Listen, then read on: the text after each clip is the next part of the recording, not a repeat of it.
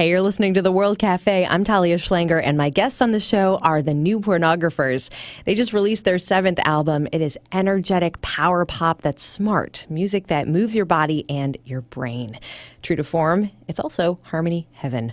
The New Pornographers have always resisted the label supergroup, but let's be honest, there are some heavy talents in the rotating cast of about 7 characters, including Nico Case and Dan Behar of the band Destroyer. It all started in 1997 in Vancouver as the brainchild of chief songwriter A.C. Newman. The band also includes his niece, singer-songwriter Catherine Calder. The New Pornographers' last release, 2014's Brill Bruisers, was the highest charting record of their career so far.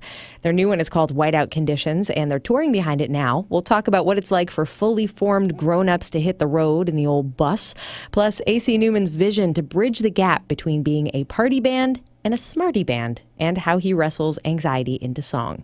We're going to start with a live performance. In the studio, we've got A.C. Newman, Blaine Thurier, Simi Stone, Joe Siders, John Collins, Catherine Calder, and Todd Fancy. Now, as you listen, check out the craft here. This is a band that always takes the sonic high road and makes the most interesting choice. You've got striking harmonies, intricate layers of instruments, and clever, compact lyrics. Ready? Here we go. Here are the New Pornographers with high-ticket attractions.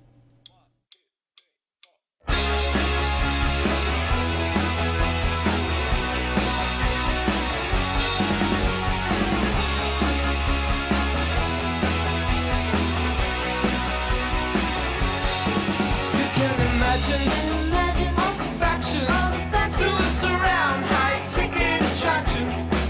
High on the spirit, optimistic, after the flame, baptism of feelings. You know the science is falling, you had the call. You know the song, the Magna Carta, it's underwater. We left it there for the sons and the daughters. One day we'll find it.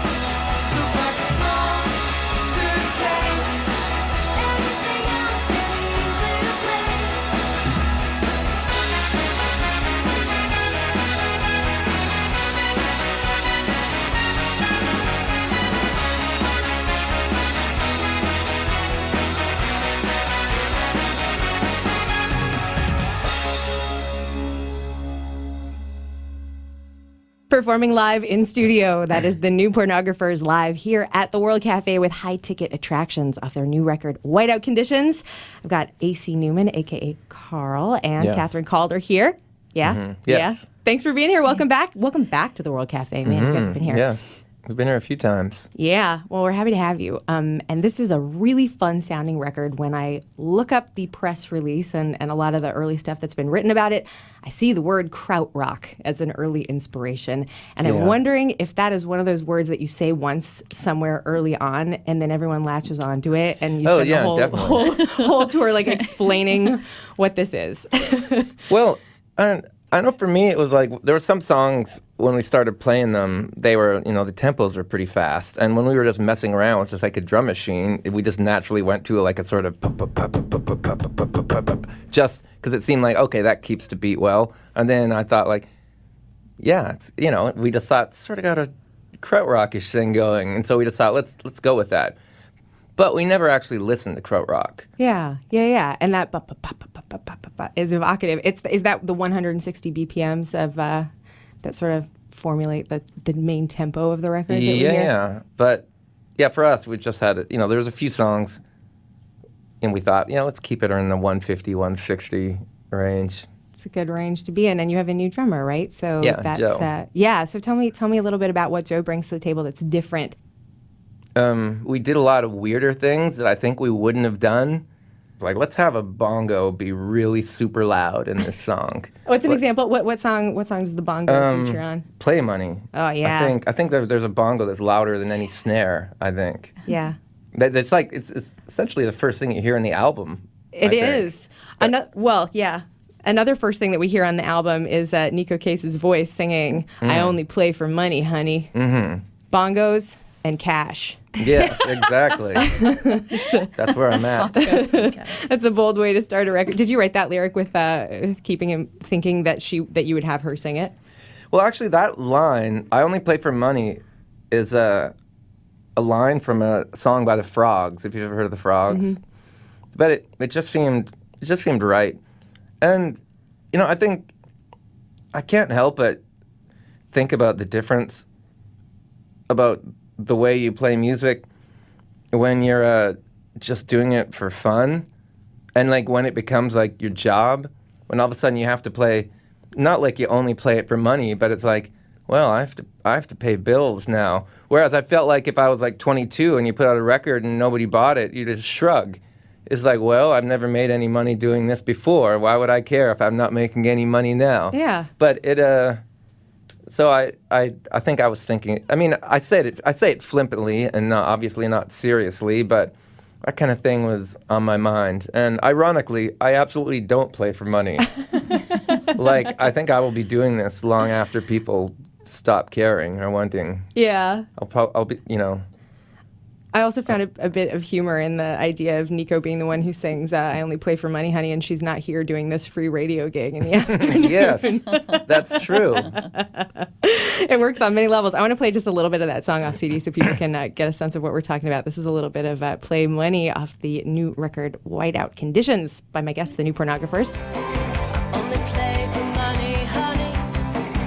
Look at what this fun has done to me. It has me gunning for the country. Sky's memory and moonless.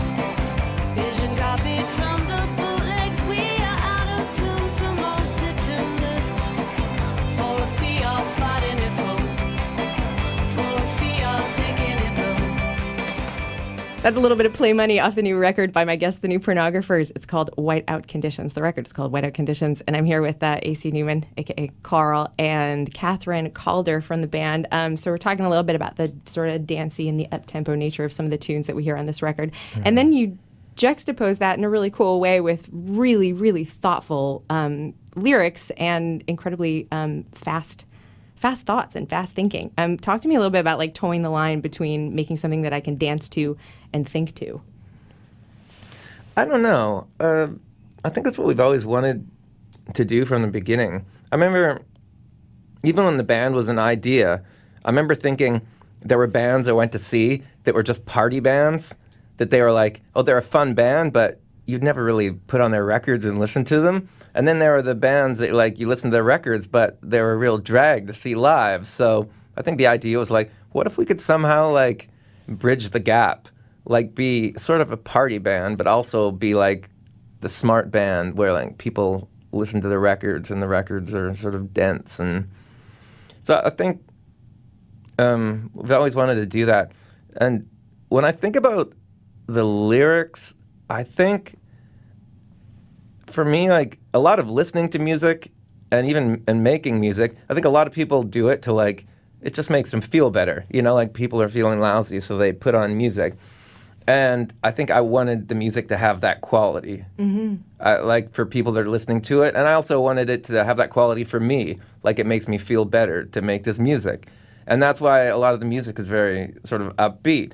But then when I have to write the lyrics, like, it's hard for me to write generically upbeat lyrics. It doesn't seem honest. So all the lyrics are always a little darker or, you know, or self-deprecating or sadder or bittersweet or something. Yeah. I mean, sometimes they're just dumb.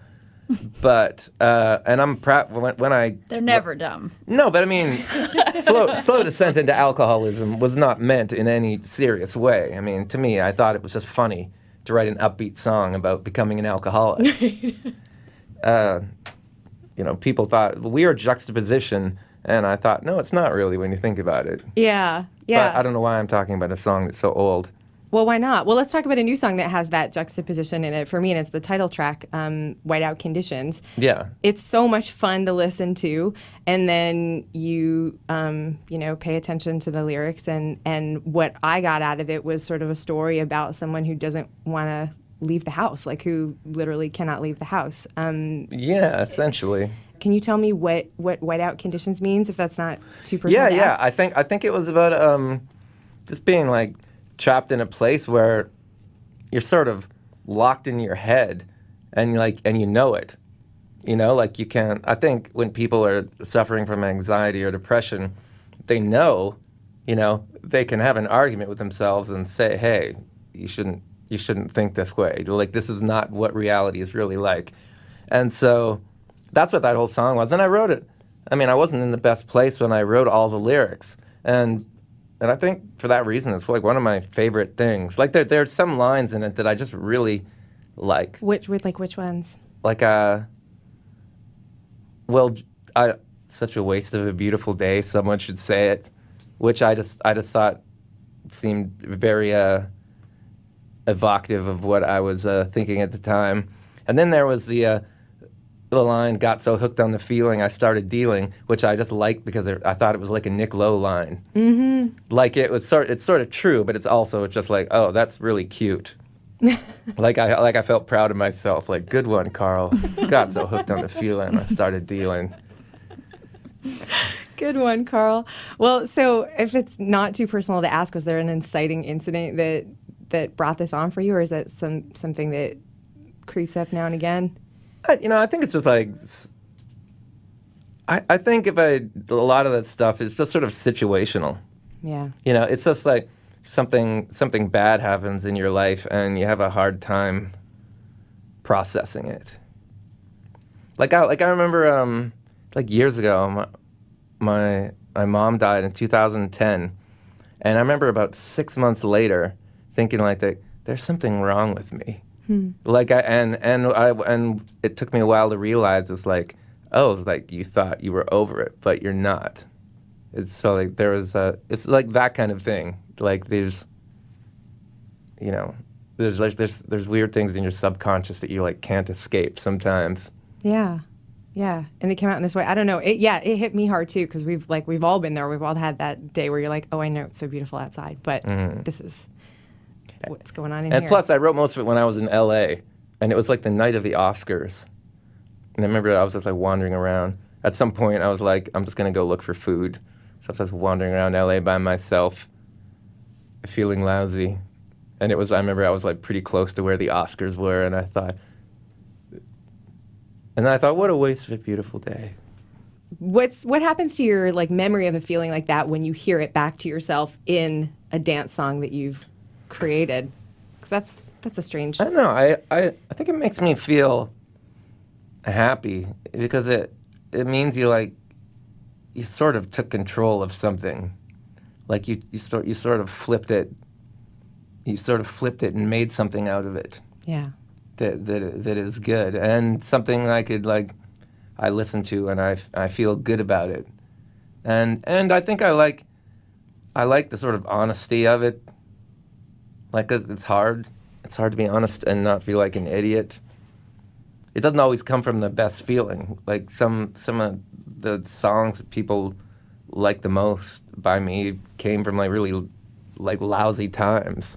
I mean, not because any tragedy was happening. Maybe you're just in a lousy relationship, and like, you know, there doesn't seem like there's much to life except going to your job and coming home and working on your music. And so it's nice. It's nice to like listen to the music that comes out of that and feel like, oh, I beat it. You know, I got through that thing and I totally beat it. I came out on top. I love it. Let's hear it.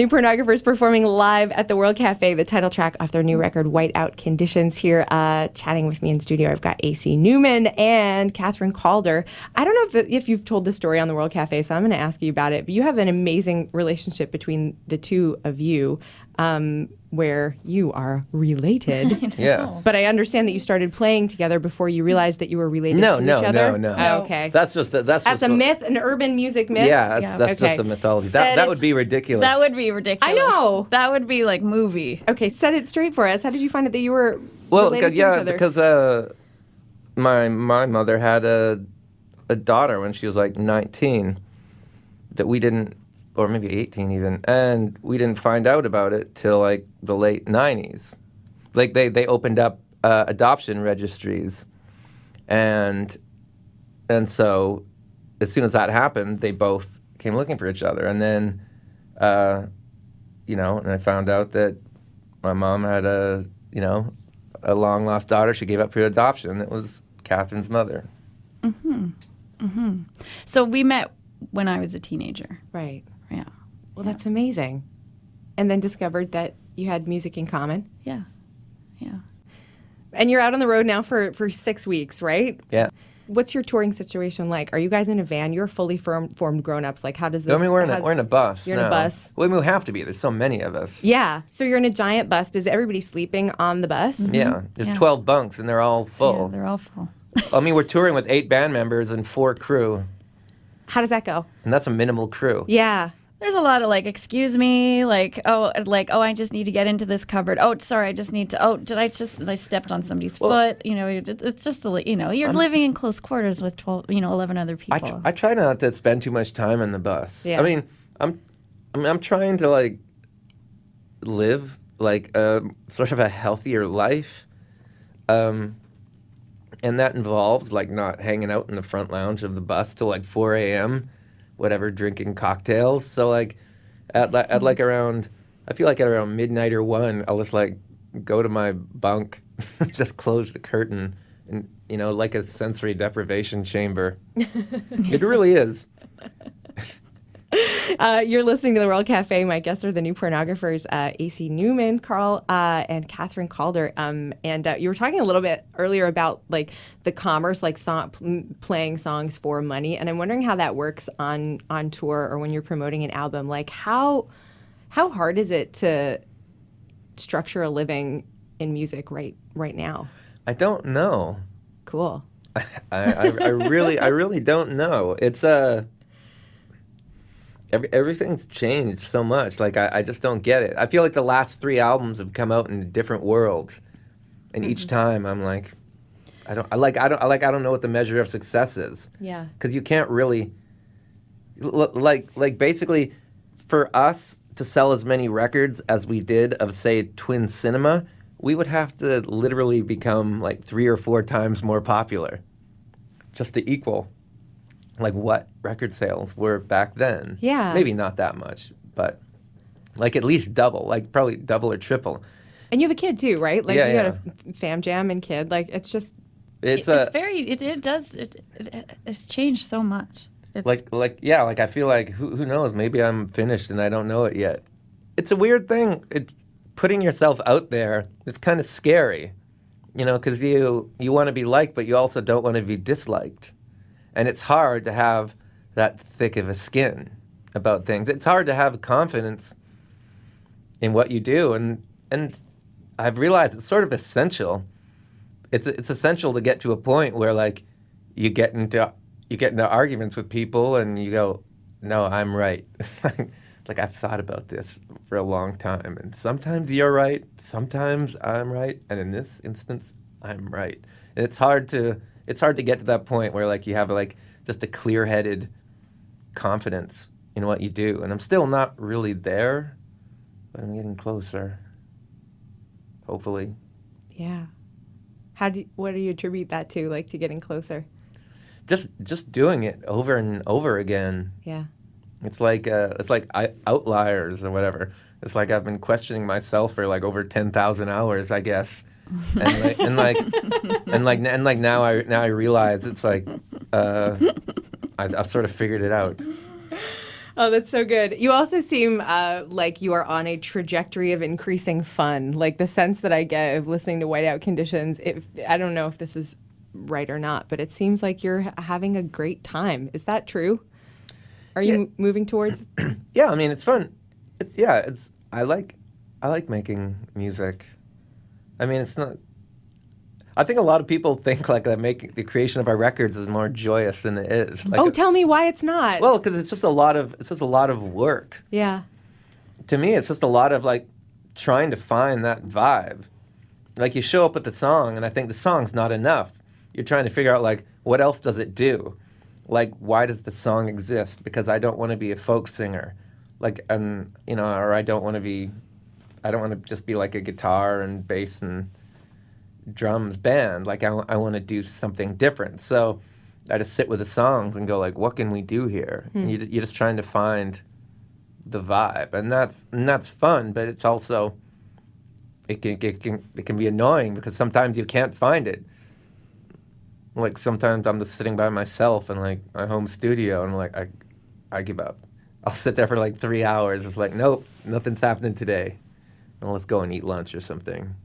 I remember listening to a John Cleese interview where he talked about that feeling of being really uncomfortable when something isn't right and how you just have to sit through it and you have to work through it or else you'll never get to the great stuff because like some people kind of give up there, and they'll like, you can settle there because it's easier because it's a really uncomfortable feeling when things aren't right. And I've really remembered that and I love that, that idea that you just have to like, if it's not right, it is just not right, and there's nothing you can do about it except to keep working at it until it feels right. Yeah. Yeah, like and sometimes it's nice to get to the point where you're just working on a song and you go, you know what? This sucks. It's like, let's go back to the drawing board.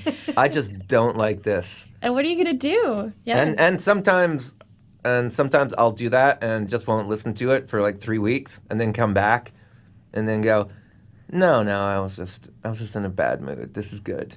But I just didn't have any perspective at that moment. Oh, wow. I just had to like leave it for a while.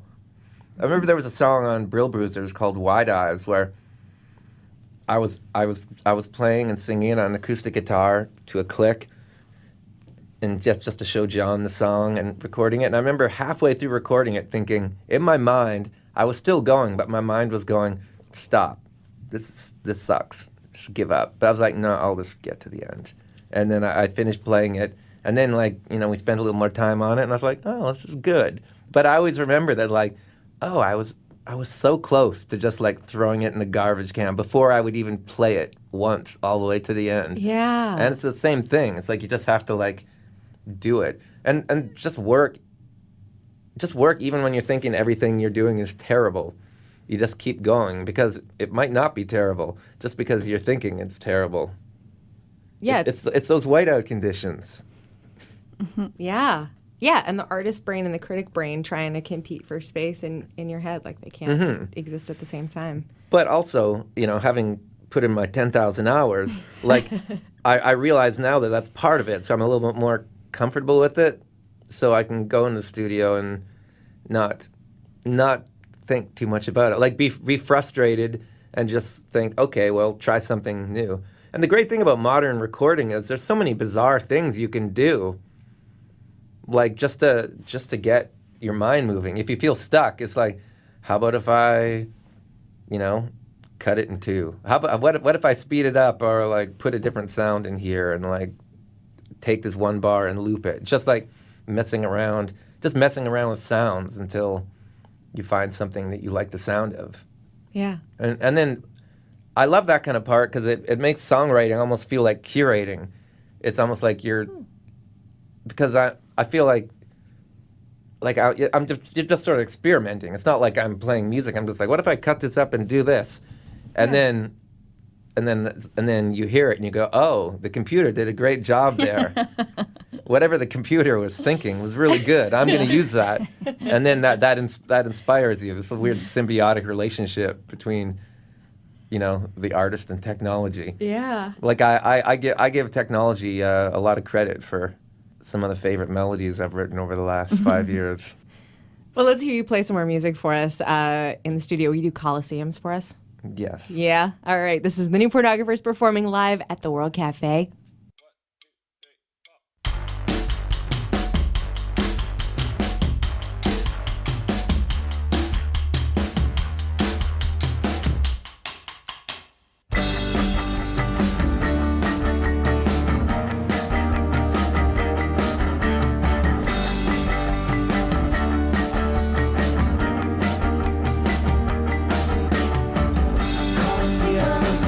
Colosseums of the mind, an ancient con, shadow of a song exhibition. International sights, I close my eyes, still I see the light.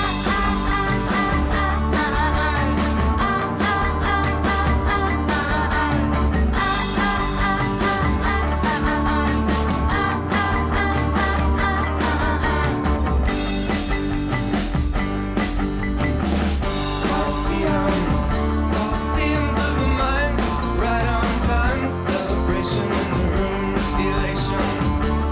Moving like a wave, I put my gaze, still I see the line.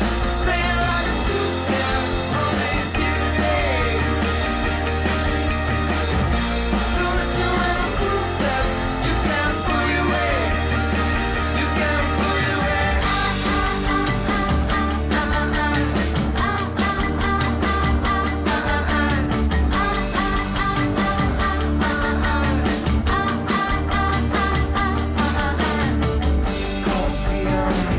Colosseums of the mind, a scalper's price, built into the design simulation. Moving in a wave, I put my gaze, still I see the line.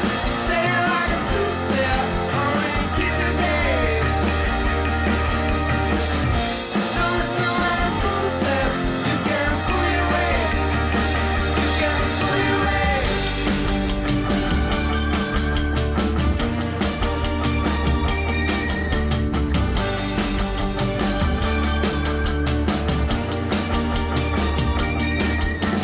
Saying like a soothsayer, only keep your days. Don't listen when a fool says, you can't pull your weight. Saying like a soothsayer, only keep your days. Don't listen when a fool says, you can't pull your weight. You can't pull your weight. Pull your weight. Pull your weight. Pull your weight. Pull your weight.